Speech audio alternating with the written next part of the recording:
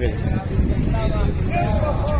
15 अगस्त 15 अगस्त 15 अगस्त भगत सिंह सुखदेव राजगुरु सुखदेव राजगुरु धरती माता की धरती माता की भारत की धरती माता की भारत की धरती माता की इनकलाब इनकलाब अमर शहीदों का पैगाम जारी रखना है संग्राम अमर शहीदों का पैगाम जारी रखना है संग्राम अमर शहीदों का पैगाम जारी रखना है संग्राम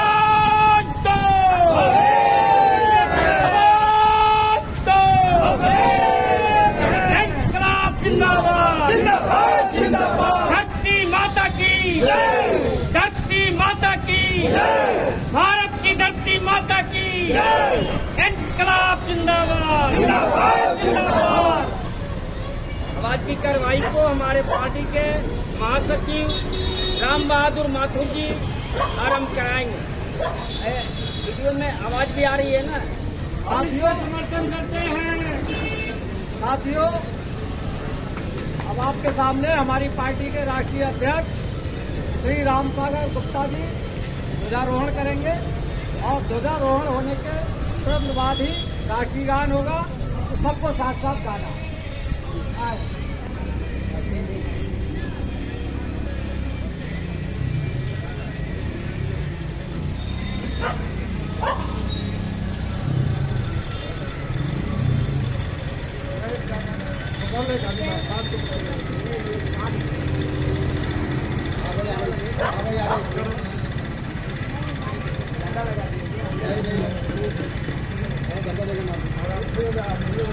इनकलाब जिंदाबाद इनकलाब जिंदाबाद धरती माता की जय। देश का एकता जिंदाबाद जिंदाबाद जिंदाबाद देश का एकता जिंदाबाद जिंदाबाद जिंदाबाद देश का एकता जिंदाबाद जिंदाबाद जिंदाबाद।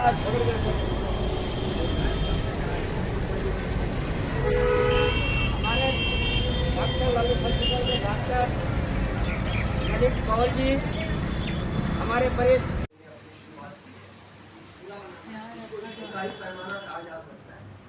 लेकिन आप सबकी मेहनत पूरा कैच करें। अखिल भारतीय मानवतावादी पार्टी। आ जाइए अब मानवतावादी क्या है। आपने देखा भारत के अंदर में हमें एक छोटे बच्चे से लेकर जवान और बूढ़े तक को 3 चीज की जरूरत होती है। पहली जरूरत उसकी है ह्यूमैनिटी। आपकी जो ह्यूमैनिटी है वही है मानवतावाद। दूसरी जरूरत हमारी है नेशनलिटी यानी राष्ट्रीयता, वो भी आपके मानवतावादी के अंतर्गत हमारे अध्यक्ष के पर्सनालिटी में जो इनका व्यक्तित्व है, उस व्यक्तित्व में जो इनके अंदर भगवान ने जो मेरिट दी है वो मेरिट्स आपके सामने उभर के सामने आई। तीसरी जो सबसे अहम चीज़ है वो है शांति। तो पहली चीज़ हो गई ह्यूमैनिटी। अध्यक्ष महोदय से आग्रह की जाती है कि इस व्यक्ति पे इस विषय पे ध्यान दें। 3 चीज़ें हमारे देश को, हमारे परिवार को, हमारे घर को खुशहाल बनाने में सहयोग देती है। वो 3 चीज़ें हैं नेशनलिटी, ह्यूमैनिटी और पीस। राष्ट्रीयता, ह्यूमैनिटी यानी मानवतावाद और शांति। अगर हमारे घर में शांति नहीं है, हमारे बच्चों को सही शिक्षा नहीं मिल रही है, सही रोजगार नहीं मिल रहा है, ये बात मानते हैं। अगर ये हमारे इन तमाम चीज़ों के अभाव है और हम भरपेट खाना घर में नहीं खा पाते, रहने के लिए हमारे पास अपना घर चाहिए।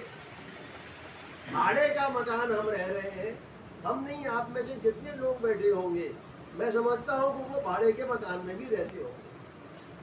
आज आप देख लीजिए भारत में जिस आवास की बातें कर रहा है हमारा प्रधानमंत्री, जो यहाँ का दिल्ली का मुख्यमंत्री है, जो हमारा निगम पार्षद है, जिसके कब्जे में अभी निगम पार्षद है, आप फरीदाबाद से लेकर के दिल्ली के एनसीआर के इलाकों में और उन तमाम गलियों में जाकर देखें निगम पार्षद का क्या रोल है, कहाँ कितने कूड़े करकट जमा है, कहाँ मलेरिया का कीड़ा पैदा हो रहा है, कहाँ जिस बीमारी जिसे हम कोरोना वायरस कहते हैं, वायरस क्या है? ये एक एपिडेमिक है जो फैलता है। इस वायरस को कंट्रोल करने के लिए, इस एपिडेमिक बीमारी को कंट्रोल करने के लिए सबसे बड़ा रोल अदा करने वाला भारत का हर देश, हर राज्य के अंदर में वो म्युनिसिपल कॉर्पोरेशन होता है जो हेल्थ के ऊपर ध्यान देता है। हेल्थ इज वेल्थ, आप मानते हैं इस बात को? हमारे छोटे बच्चे, बूढ़े जवान, तीनों का हेल्थ बिगड़ सकता है। ये किसका रुपया बना लेन देन पार्षद के अंतर्गत सही कारोबार नहीं हो रहा है, सही स्वास्थ्य के सिलसिले में कोई मदद नहीं मिल रही है, सही सफाई और कर्मचारी उनका साथ नहीं दे रहे हैं, तो ऐसी स्थिति में हम अपने आप को अशांति पाते हैं, शांति नहीं मिलती। तो शांति मिलने के लिए जरूरी है कि हमारे अंदर मानवता हो। ये मानवता, ह्यूमैनिटी जिसको हम कह सकते हैं, चाहे वो देश का कर्मचारी हो, ऑफिसर हो, आईपीएस हो या प्रधानमंत्री हो, इनको एक गांव के अंदर रहने वाले व्यक्ति या झोपड़ी में रहने वाले व्यक्ति से लेकर करके जो कोठियों में और महलों में रह रहे हैं और जो एयर कंडीशन में रह रहे हैं, उन सबको एक नज़र से देखना होगा। बंटवारा, डिस्ट्रीब्यूशन ऑफ वेल्थ, यानी मेरे पास जो मालो दौलत है उसका बंटवारा होना चाहिए या नहीं होना चाहिए। जो अभी इन्होंने बताया, नीरव मोदी का हवाला दिया, हालांकि इन्होंने नाम नहीं लिया, लेकिन नीरव मोदी यहाँ से जो 9,000 करोड़ रुपया लेके भागा है, 9,000 लाख करोड़ रुपया जो लेके नीरव मोदी, और आपके इसके अलावा 6-7 बंदे और हैं जो सरकार बनने से पहले इन्होंने वादा किया था कि ब्लैक मनी वहाँ से आ जाएगा। ब्लैक मनी आ गया, इनकी सरकार में ही लोग चले गए, आज तक ब्लैक मनी लौट के नहीं आया। आपकी करेंसी को तोड़ दी गई। ऐसे ऐसे गरीब जनता जो पैसे को जोड़ के अपनी बेटी की पढ़ाई के लिए कोने कातर में रख देते थे कि कहीं मेरा बेटा या और कोई उससे उठा के ना ले जाए, ये कल को काम आएगा ये पैसा।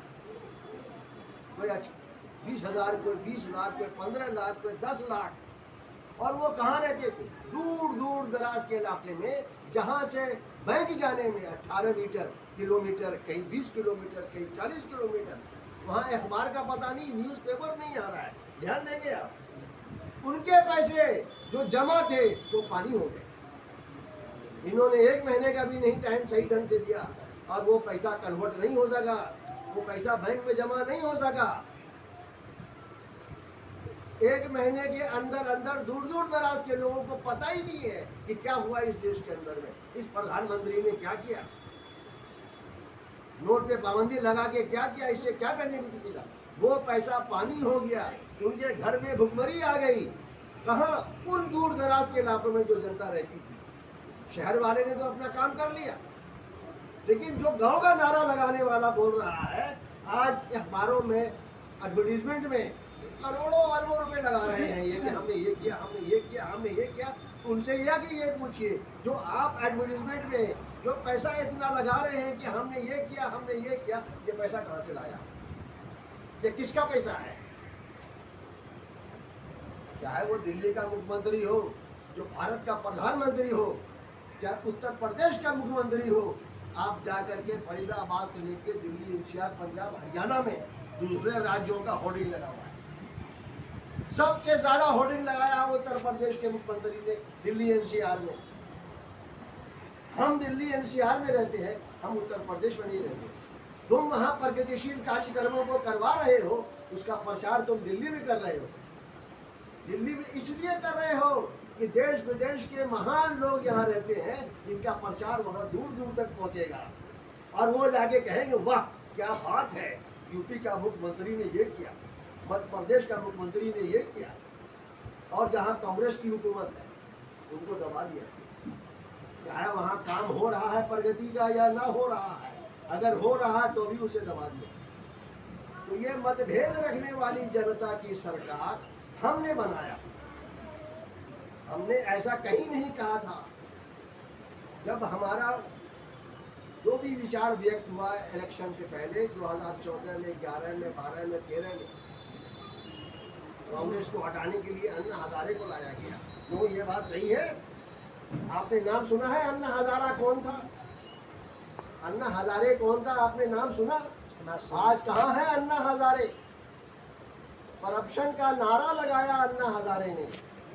अरविंद केजरीवाल को ट्रेजरर बनाया गया था। जो अन्ना हजारे के पास चंदा आ रहा था 33,000 करोड़, 33,000 करोड़ चंदा जमा हुआ भारतीय जनता पार्टी के पोस्ट के अध्यक्ष के पास, और दिल्ली का प्रभारी बनाया गया अरविंद केजरीवाल।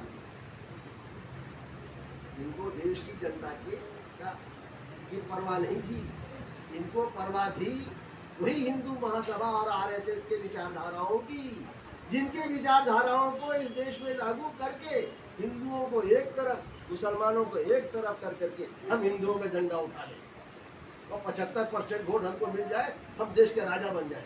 ये है इनका कार्यक्रम। अगर ये बात आपके मन में लगता है, जो कहा जा रहा है, इसको आप खुद स्वयं वेरिफिकेशन कर सकते हैं, इसका सत्यापन आप लोग ही कर सकते हैं, यानी हमारी जनता ही कर सकती है। जब तक आप इसका सत्यापन नहीं करेंगे आपको पता नहीं चलेगा। आज जिनके चेहरे दर्शाए जा रहे हैं, क्या इनके पास ऐसी भावनाएं थी जो आज आप देख रहे हैं? जो भावनाएं आज देख रहे हैं आप, अभी अखबारों में आप, और सुप्रीम कोर्ट, पिछली अदालत से लेकर सुप्रीम कोर्ट इनके मुट्ठी में है। क्यों? इन्होंने ये धमकी दे रखी है जब इनकी सरकार बनी, तो सुप्रीम कोर्ट के जजेस को इम्पीचमेंट के द्वारा निकाल दिया जाएगा अगर तुम मेरी सरकार की बात नहीं मानोगे। ये जो डिक्टेटरशिप हो गई, पार्लियामेंट में हमारी 99.99% मेजोरिटी है, तो डिक्टेटरशिप हो गई। ये इज द डेमोक्रेसी। प्रजातंत्रवाद का कहाँ नारा लग गया, कहाँ उसकी प्रगतिशीलता की भावनाएं आज हमारे देश में, पार्लियामेंट में, असेंबली में कहाँ पाई गई? अगर हम डिक्टेटर बन गए इस आधार पे कि हम तो चुनाव जीत करके आए। चुनाव में आपको वोट इसलिए नहीं दिया गया कि आप जात पात और भेदभाव का नारा बुलंद करके, धार्मिक लड़ाई लड़ करके आप अपनी मेजोरिटी का डंका पीटो और कहो तुम हमें मानो। जो मैं कहूँ उसे बात मानना पड़ेगा। तो जज साहब भी मजबूर हो गए। देश की सरकार कहती है ये करो। कोरोना नाम की कोई चीज नहीं है। आपके शक्ति में इम्यून पावर आप ही बढ़ा सकते हैं, दूसरा आदमी आगे नहीं बढ़ाएगा। आपके देश के अंदर में बहुत से खान पान की चीजें ऐसी है जो आपको उपलब्ध नहीं है, तो आपका इम्यून पावर घटता जाता है। तो हमारे बीच जो हमारे अध्यक्ष महोदय बैठे हैं, 3 बातें मैंने कही हैं और मैं 4 बातें और आपको बताना चाहता हूं। मैं, हम जहां भी रहते हैं, जिस कॉलोनी में भी रहते हैं, हमें एक अच्छे सलाहकार की जरूरत होती है। अपना घर द्वार, बात, व्यापार और विचार को व्यक्त करने के लिए, उसको आगे बढ़ाने के लिए गुड एडवाइजर के, तो वो पंगा और बढ़ सकता है। तो शांति का जो मैंने पहले चर्चा आपको किया, वो इसीलिए किया कि ये इन 4 धाराओं के आधार पे म्यूचुअल अंडरस्टैंडिंग, म्यूचुअल कोऑपरेशन और टॉलरेंस, इसलिए कहा जाता है टॉलरेंस के लिए कि हमारे यहाँ आपस में इत्तेफाक नहीं होगा, मारपीट हो जाएगी, दंगा फसाद हो जाएगा, धर्म धर्म की लड़ाई भी हो जाएगी, जात जात की लड़ाई भी हो जाएगी, छोटे बड़े की भी लड़ाई हो जाएगी, हैसियत की भी लड़ाई हो जाएगी। साला तू गरीब है, तब तो अमीर है, हमारे आगे तेरी क्या औकात है?